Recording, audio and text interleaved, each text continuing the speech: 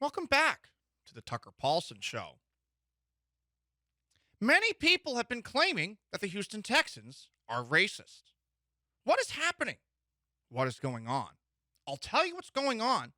The liberal agenda is trying to crush your beloved Houston Texans and make them fall in line with Joe Biden's policies.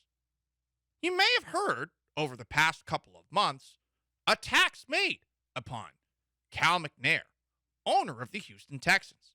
Stephen A. Smith, a radio host and television show host from ESPN, had this to say about the organization. You just wanted them to band-aid the issue for the moment to buy you some time before you did what you wanted to do. The Houston Texans organization are an atrocity. They are an embarrassment.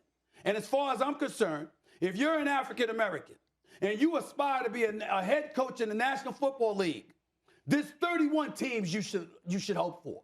You should hope beyond God that the Houston Texans never call you. Not as long as that man is in there, because it's an embarrassment and something needs to be said about it. And yet 20 days later, the Houston Texans hired their third consecutive black head coach. In fact, it's the fourth consecutive head coach of the Houston Texans who's African American. Stephen A. Smith speaks about atrocities, and yet here he is on First Take this morning, yelling with Mike and the Mad Dog of New York radio fame. Famous Mike Francesa, known for falling asleep on the air while drinking Diet Coke. What is happening?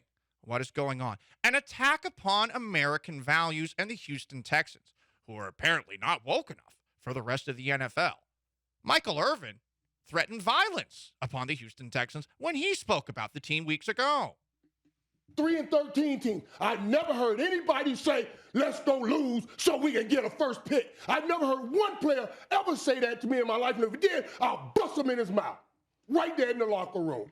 So all of this noise we're talking about, we're going to fight him because we won a game, is absolutely crazy. That's that man's job, to try to go win a game and to take a mess that all of them have turned into a mess. And I was one of the first ones to start reporting on that mess. I remember, Stephen A., when you had me come in with the DeAndre Hopkins situation. Yep. After I had talked to DeAndre Hopkins, I knew what was going on there. For years, what was going on there. It's a mess in Houston, and they bring these guys in, and they use them as scapegoats. That's the issue. That's the problem. And this is what African-American coaches have been yelling about for a while, and it's blatant right in our face. Blatant right in Michael Irvin's face, the fact that the Texans are the first team in NFL history to hire 3 African-American head coaches in a row. What is happening? What is going on? Noted race baiter Bomani Jones also had some thoughts on the Houston Texans, a dumpster fire in his mind.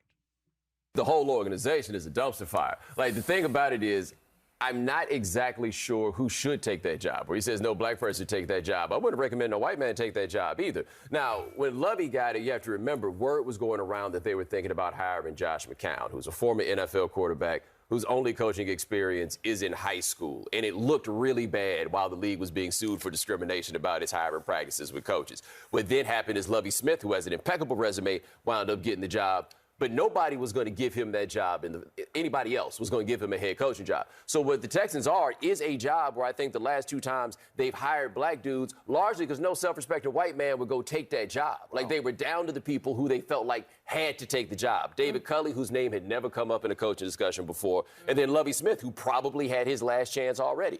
So that's how you get here. Why would he take it? This was his last chance?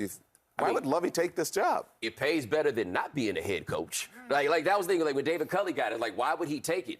Because it pays a lot better than being a receivers coach.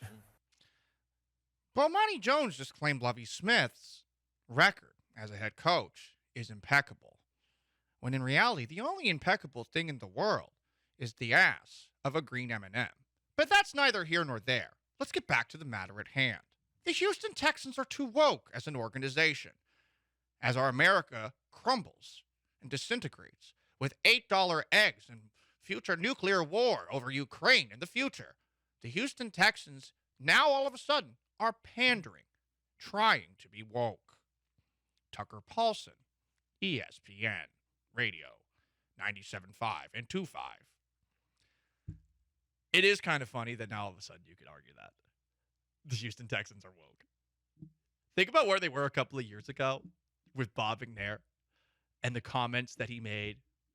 Old man talking. I don't think that they were meant maliciously. They were interpreted maliciously. Everyone lost their minds. I've never heard of the term inmates running the prison. I've only heard of inmates running the asylum.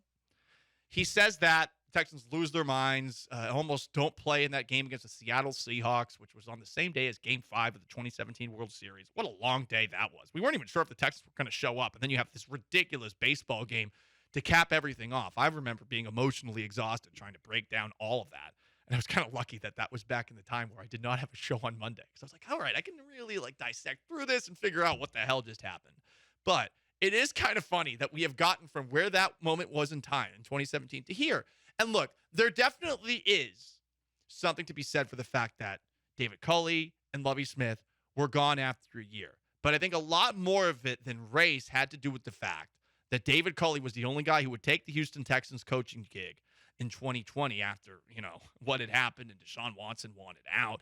And that Lovie Smith was the last second correction after they almost hired Josh McCown in the last coaching cycle. From what I understand, Nick Caserio was actually the one who stepped in the way and said, hey, we're not doing Josh McCown. They asked him, it was Cal, I think some of the other ownership groups asked, hey, what's going on? Should we pull the trigger on Josh McCown, like Jack Easterby is saying? And Nick said no. So Lovie Smith coaches this past season. You don't really see any progress from the team. They move on. I kind of like that the Texans have a deep pocketbook and are willing to pay a bunch of coaches who aren't actually coaching for them anymore, even if the NFL is sending out a memo that says, hey, guys, try to stop with this. But I feel like that conversation about the Texans being a racist organization, I do feel like we got to put it to the side. That's just me. I can't speak for every single person that watches this team and follows this team. And of course, I'm a white guy talking about this, so who am I to tell you how to actually feel here? All I'm saying is that was all played up for a couple of weeks after they fired Lovie Smith. And look at the Houston Texans, who just pulled off hiring the most attractive head coaching candidate that wouldn't have required trading anything for him, in DeMeco Ryans, a young ex-Texans player. There are so many checks on boxes to be excited about here. And I know that I come off as negative a lot on this show. All I'm saying, this is a good day. You should be happy about it. And if you want, you can also cackle at all the people who were talking about how this job sucked and was terrible. Guess H-Town isn't so bad after all, huh? Oh, H-Town? Because you learned from Cal McNair. Yeah. I'm throwing up the H just like Cal McNair and Han McNair and Nick Caserio. You know why? Because I am Houston. And Florida and Seattle and Boston and sometimes Syracuse, New York, depending on what kind of argument I'm trying to make. Sometimes I'm Irish, too. I will say the Texans really did do a lot to beat off the racist allegations. Mm-hmm. What was that? I was just repeating something that you said. Anyway, continue. Well, all they had to do is not to fire DeMeco Ryans after Pretty 1 much. year. That's it. Or 2 years, actually. And that would mean that they're woke. Yeah. Then you get A+. You're off of parole. Right now they're on parole, I feel like. They're on racist parole. They're on double secret racist parole. And are they off it after 1 year? Would be pretty ridiculous if they were off it after just 1 year. 713-780-3776. Tom was waiting on hold in Beaumont. He has since hung up, I believe. Or is that Tom on hold right now? Okay. Tom, what's going on, bro? I'm here. Oh, not a lot. So I got no dog in this fight, but I do listen to 97.5 all the time and listen to what's going on with the Texans. I don't know if Mr. McNair is woke or not. I want everyone to know I was having a lot of fun with that. And anyway, you can continue, though. Right. I don't know his politics. And from what I understand, just from listening to you guys and other shows, is that he's kind of stumbled and bumbled a little bit. Is an understatement, really. But his first few years is after taking over. But this hire, I think what do they say, blind squirrel finds a nut every now and then. Stumbles on a nut every once in a while. Yeah, because I think the only hire that you could have made to inject some excitement back into the Texans organization is Ryans. Yeah, I'm with you. I mean, you're right, Tom. You're right, and I mean that's why I said there's a little bit of fan service involved in this hire. That's not a bad thing, though. I put that out and appreciate the phone call, Tom. A bunch of people got on my case because I said, well, this is somewhat fan servicey. And that doesn't mean it's a bad thing. They needed to do some fan service moves.